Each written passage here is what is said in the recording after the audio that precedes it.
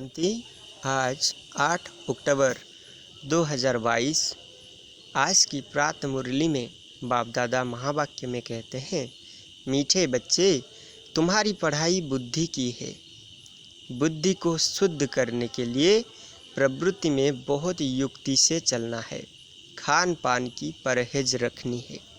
खान पान की बहुत परहेज रखनी है। प्रश्न है, ईश्वर की कारोबार बड़ी वंडरफुल और गुप्त है, कैसे? ईश्वर की कारोबार बड़ी वंडरफुल है और गुप्त है, कैसे? उत्तर है, हर एक के कर्मों का हिसाब किताब चुक्त करवाने की कारोबार बड़ी वंडरफुल और गुप्त है। कोई कितना भी अपने पाप कर्म छिपाने की कोशिश करे, लेकिन छिप नहीं सकता। सज़ा ज़रूर भोगनी पड़ेगी। हर एक का खाता ऊपर में रहता है। इसलिए बाप कहते हैं, बाप का बनने के बाद कोई पाप होता है तो सच बताने से आधा माफ़ हो जाएगा, सजाएं कम हो जाएगी। छिपाओ मत। कहा जाता है, कख का चर सो लख का चोर, यानी छोटा भूल भी बहुत बड़ा भूल के समान है, क्योंकि चोरी तो चोरी होता है, छिपाने से धारणा नहीं हो सकती है। ओम शांति। किसकी याद में बैठे हो? बच्चे समझते हैं माता पिता बाप दादा अभी आएंगे, आकर हम बच्चों को अपना बरसा देंगे। बाबा से हम फिर से 5000 वर्ष पहले मुआफिक स्वर्ग का बरसा ले रहे हैं। यह तो हर एक के दिल में होगा ना। अभी इस नरक रूपी भंगारे को आग लगाने वाली है। अभी इस नरक रूपी भंबोर को आग लगने वाली है। तुम्हारे इस दुनिया वालों से कोई भी ताल्लुक नहीं है। तुम्हारे इस दुनिया वालों से कोई भी ताल्लुक नहीं है, यानी कोई भी संबंध संपर्क बुद्धि में नहीं है।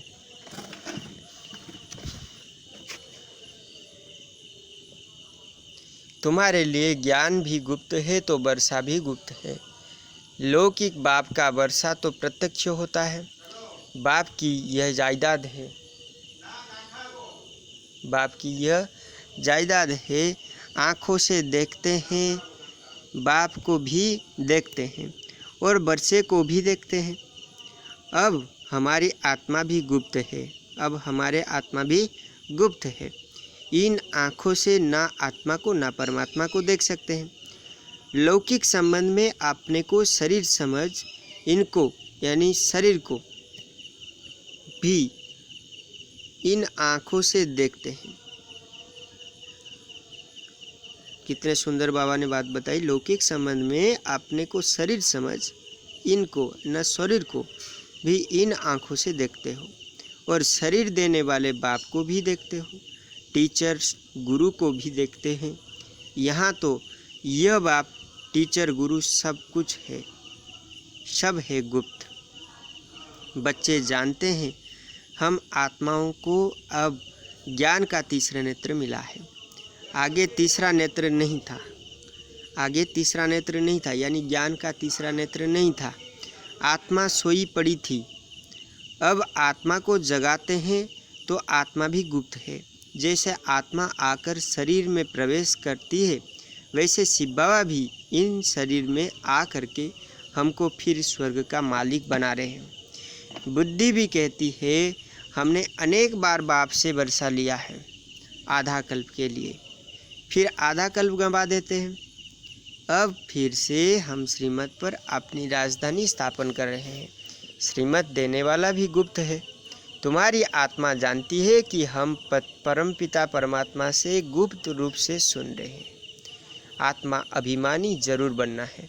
पहले आत्मा है, पीछे शरीर। आत्मा अविनाशी, बाप भी अविनाशी। बाप जो शरीर लेता है वो विनाशी है। इस शरीर में आकर बच्चे बच्चे कहते हैं, यानी ब्रह्मा बाबा के शरीर के बात बोल रहे हैं।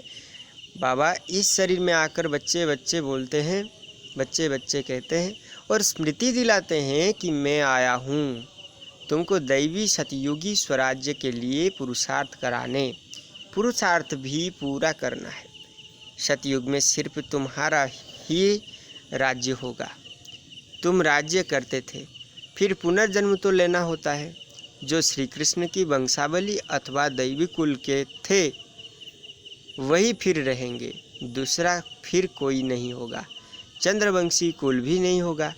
यह तो बहुत सहज बातें हैं समझने की। बराबर सतयुग में कोई धर्म नहीं था, अभी तो ढेर धर्म है, आपस में लड़ते झगड़ते रहते हैं, अनेक तालियां बजती रहती है। सतयुग में धर्म ही एक है तो ताली बजती नहीं। तो तुम बच्चे गुप्त ही अपना राज्य स्थापन कर रहे हो। हर एक कहेंगे हम अपने राज्य में ऊंच पद पाने का पुरुषार्थ कर रहे हैं। तो इतनी बहादुरी भी चाहिए। तुम्हारा नाम ही है शिव शक्तियाँ। शेर पर सवारी कोई होती नहीं। यह महिमा दिखाई है, इसीलिए शक्ति को शेर पर बिठाते हैं। तुम कोई शेर पर तो नहीं बैठते हो, तुम तो माया पर जीत पाने वाले हो। यह पहलवानी दिखाते हो, इसलिए तुम्हारा नाम शिव शक्ति सेना रखा है। यूं तो गोप भी है, परंतु मेजॉरिटी माताओं की है। अपवित्र प्रवृत्ति मार्ग से पवित्र प्रवृत्ति मार्ग में तुम ले जाते हो। तुम जानते हो सतयुग विष्णुपुरी में हम बहुत सुखी थे। पवित्रता, सुख, शांति सब कुछ था। यहाँ तो कितना दुख है। घर में बच्चे कपूत होते हैं तो कितना तंग करते हैं। वहाँ तो सदैव हर्षित रहते हैं। तुम जानते हो बेहद का बाप फिर से बेहद का सुख देने आया है। बाप कहते हैं भल गृहस्थ व्यवहार में रहो, सिर्फ बुद्धि में यह धारणा करो यह पढ़ाई बुद्धि की है। घर में रहते श्रीमत पर चलो। खान पान से भी असर लग जाता है, इसीलिए जुक्ति से चलना है। हर एक का कर्म बंधन अपना है। कोई बांधेली है, कोई बंधन मुक्त। कोई तो चतुराई से भूं भूं कर छुट्टी ले लेती है। जुक्तियाँ तो बहुत समझाई हैं। बोलो बाप का फरमान है पवित्र बनो। मैं तुम्हें भक्ति का फल देने आया हूँ, तो जरूर भगवान की मत पर चलना पड़े, तब ही बिगर सजा खाए हम मुक्ति जीवन मुक्ति को पाएंगे। जन्म जन्मांतर का बोझा सिर पर है। जैसे बाप 1 सेकंड में मुक्ति जीवन मुक्ति देते हैं, वैसे सजाएं भी 1 सेकंड में मिल जाती हैं, परंतु भोगना बहुत होती है। जैसे काशी कलवट खाते हैं तो वो थोड़े समय में बहुत सजाएं खाते हैं, परंतु हिसाब किताब चुक्त हो जाता है। तुमको तो बिगर सजा खाए हिसाब किताब चुक्त करना है, इसलिए ऐसा पुरुषार्थ करना चाहिए जो सजा ना खानी पड़े। बाबा को याद करना अच्छा है। विनाश भी सामने खड़ा है। विनाश काले पांडवों की प्रीत बुद्धि। बाप ने सम्मुख आकर प्रीत रखवाई है, बाकी औरों से प्रीत रख क्या करेंगे, वो सब खल्लास हो जाने हैं। एक बाप को याद करने का हड्डी पुरुषार्थ करना है। बाहर से करके मित्र संबंधियों से खुश खराफत पूछी जाती है, परंतु दिल एक बाप से। जिस्मानी आशिक मासूक घर में रहते एक दो को याद करते हैं। तुम आशिक बने हो शिव बाबा के, वो तुम्हारे सम्मुख हैं, वो तुमको याद करते हैं, तुम उनको याद करो। शिव बाबा इस शरीर में आकर आत्माओं की सगाई स्वयं से कराते हैं। इसको कहा जाता है आत्माओं का परमपिता परमात्मा के साथ कल्याणकारी मेला। तुम ज्ञान गंगाएं हो, ज्ञान सागर बाप एक है। बाप को याद करने से विकर्म विनाश होंगे। बाप और कोई तकलीफ नहीं देते, सिर्फ पवित्र रहना है। काम महाशत्रु है, इन पर जीत पाने से तुम श्री कृष्णपुरी के मालिक बनेंगे। बाप का फरमान है पवित्र बनो तो 21 जन्म की राजाई पाएंगे। पतित बनने से तो बर्तन मांज कर रहना अच्छा है, परंतु देह अभिमान ना टूटने के कारण वर्षे को भी गवा देते हैं। देखो बाप कितना बड़ा है। पतित दुनिया पतित शरीर में आया है। शिव बाबा को सोमनाथ के मंदिर में पूजे रहे हैं। वही बाबा इस समय देखो कितना साधारण बैठे हैं। अब परमात्मा खुद शिक्षा दे रहे हैं, इस पर भी नहीं चलेंगे तो पद को लकीर लगा देंगे, यानी पद को ताला लगा देंगे। बाप कहते हैं बच्चे पवित्र बनो। अभी सब भ्रष्टाचारी है। श्रेष्ठाचारी उनको कहा जाता है जो पवित्र रहते हैं। गवर्नमेंट ने सन्यासियों का झुंड बनाया है कि तुम सबको श्रेष्ठाचारी बनाओ, परंतु श्रेष्ठाचारी तो होते ही सतयुग में, यहाँ कोई हो ना सके। पवित्र ही श्रेष्ठ कोई जाते हैं, पवित्र ही श्रेष्ठ कह जाते हैं। सन्यासी पवित्र हैं, परंतु फिर भी अपवित्र से जन्म लेते हैं, क्योंकि है ही माया का राज्य। कोई यज्ञवल से जन्म तो लेते नहीं है। बाप बच्चों को समझाते हैं दिल हमेशा साफ रखनी चाहिए, जरा भी अहंकार ना रहे। बिल्कुल गरीब बन जाना अच्छा है। बाप है गरीब निवाज, वाह गरीबी वाह, गरीबों को साहूकार बनाना है। बाप कहते हैं भारत को गरीब से साहूकार बनाता हूँ। भारतवासी ही बनेंगे और बनेंगे वो जो श्रीमत पर चलेंगे, वही स्वर्ग के मालिक बन सकेंगे। बाप सहज राजयोग सिखलाते ही हैं श्री कृष्णपुरी अथवा स्वर्ग का मालिक बनने के लिए। बाप का फरमान है पवित्र बनो। बाप का फरमान है पवित्र बनो। और कोई मनुष्य को हम गुरु नहीं मानते। जास्ती खिटपिट होती है पवित्रता पर। किसको मार लगेगी, घर पर निकाल देंगे तो वो क्या करेगी? बाप उनको शरण देते हैं, परंतु ऐसे भी नहीं कि बाबा पास आकर फिर संबंधी याद पड़े और नुकसान करते रहें, फिर दोनों जहानों से निकल जाते हैं। ज्ञान की धारणा नहीं करते तो सुधरते नहीं, पुरानी ही चाल चलते रहते हैं। यहाँ तो कोई भी पाप नहीं करना चाहिए, तुमको तो पुण्यात्मा बनना है। श्रीमत के आधार पर अपने आप से पूछो, ये पाप है व पुण्य है। बाप समझाते हैं जो भी पाप किए हैं वो बाप को सुनाने से आधा पाप मिट जाएगा। बहुत बच्चे बताते हैं हमने यह किया, यह गुनाह किया, फलाने से पतित बने हैं।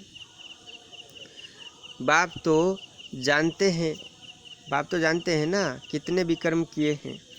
समझाते हैं अब भी कोई पाप नहीं करो, नहीं तो सज़ा एकदम 100 गुना हो जाएगी।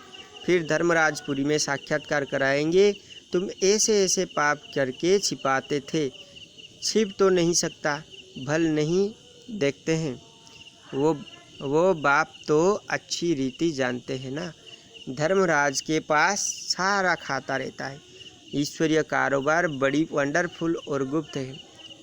कहते हैं ना, जरूर पाप किया है तब दूसरे जन्म में छी घर में जन्म मिला है, तो जरूर जमा होता है ना। ऊपर में खाता तो है ना, अभी वो खाता यहाँ है। इसीलिए बाप समझाते रहते हैं कि अब कोई पाप नहीं करना है। कख का चोर सो लख का चोर कहा जाता है। समझना चाहिए कि हम बहुत बड़ा पाप करते हैं, फिर पदभ्रष्ट हो जाएंगे। धारणा नहीं होती है तो ईश्वरीय सर्विस कर नहीं सकते। औरों को भी कल्याण करना है। ऐसे समय बर्बाद करेंगे, पाप करते रहेंगे तो पद कम पड़ेगा। फिर कल्पांतर के लिए वो पद हो जाएगा। इसीलिए जितना हो सके पुरुषार्थ करना है। पूछते हैं बाबा के पास क्यों आते हो? कहते हैं सूर्यवंशी राजधानी का बरसा लेने। तो श्रीमत पर जरूर चलना पड़े। देखना है कि मेरे से कोई बुरा काम व पाप तो नहीं होता है, नहीं तो 100 गुना दंड पड़ जाएगा। फिर दासी जाकर बनेंगे। यहाँ इसलिए थोड़े ही आए हैं। मम्मा बाबा कहते हो तो नर से नारायण बनना चाहिए ना। बिगर धारणा के पद कैसे पाएंगे? मम्मा बाबा कहते भी माँ बाप के तख्त पर ना बैठे तो समझेंगे पूरा पढ़ते नहीं हैं। मम्मा बाबा तो नर से नारायण नारी से लक्ष्मी बनते हैं ना। तुमको भी बाप वही पढ़ाते हैं ना, तो बाप से पूरा वर्षा लेना चाहिए। बहुत हैं जो छिप छिप करके पाप करते रहते हैं, बतलाते नहीं। कितना भी समझाओ पर भी छोड़ते नहीं। चोर की आदत पड़ जाती है तो चोरी बिगर, झूठ बोलने बिगर रह नहीं सकते। सच्चे बाप के साथ सच ही बोलना चाहिए। बाप को बतलाना चाहिए कि हमसे यह पाप हुआ है, क्षमा करो, माया ने पाप करा लिया। अच्छा फिर भी सच बोला है तो पाप आधा माफ़ हो सकता है, नहीं तो पाप बढ़ती ही जाएगी। कोई कहते हैं धंधे में पाप होता है। व्यभिचारी लोग पाप करते हैं तो धर्माऊ निकलते हैं कि पाप कम हो जाए। पाप करके फिर पुण्य में पैसा लगा दिया, वो भी अच्छा ही है। पाप करके फिर पुण्य में पैसा लगा दिया, वो भी अच्छा है। डूबी नावों से लोहा निकले, वो भी अच्छा। यह बाप तो स्वर्ग की स्थापना करते हैं तो सब पुण्य में ही चला जाएगा। दान पुण्य करने वालों को मिलता तो है ना। बाप हर एक को समझाते हैं। बाप हर एक बात में मत देते हैं, तो बच्चों को भी ऐसा काम नहीं करना चाहिए। परंतु माया छोड़ती नहीं। अच्छी चीज़ें देखेंगे तो झट खा लेंगे व उठा लेंगे। ऐसे पाप कर्म करने से आपने ही पद भ्रष्ट कर लेंगे। कोई बच्चे बाबा बाबा कह के फिर हाथ छोड़ देते हैं। हाथ छोड़ फिर क्या हाल होगा? माया एकदम ही कच्चा खा लेगी, फिर वो कौड़ी का भी नहीं रहता। नंबरवार तो होते हैं ना। सुखधाम में कोई तो राजा ही करते हैं, कोई फिर साधारण भी होंगे, दास दासियाँ भी होंगे ना। अभी तुम बच्चों को बेहद के बाप से बेहद का सुख का वर्षा मिल रहा है, इसीलिए बाप की श्रीमत पर चलकर पूरा वर्षा लो। मौत तो सामने खड़ा है, अकाल मृत्यु तो होती है ना। एरोप्लेन गिरा तो सब मर गए, किसको पता था कि यह होगा? मौत सिर पर खड़ा है, इसीलिए कोशिश करके बाप से पूरा वर्षा लेना चाहिए। श्रीमत पर शरीर निर्वाह अर्थकर्म भले करो, साथ साथ यह पढ़ाई भी पढ़ो। बाप जुक्तियाँ तो सब बतलाते हैं, पुरुषार्थ कर पवित्र भी रहना है।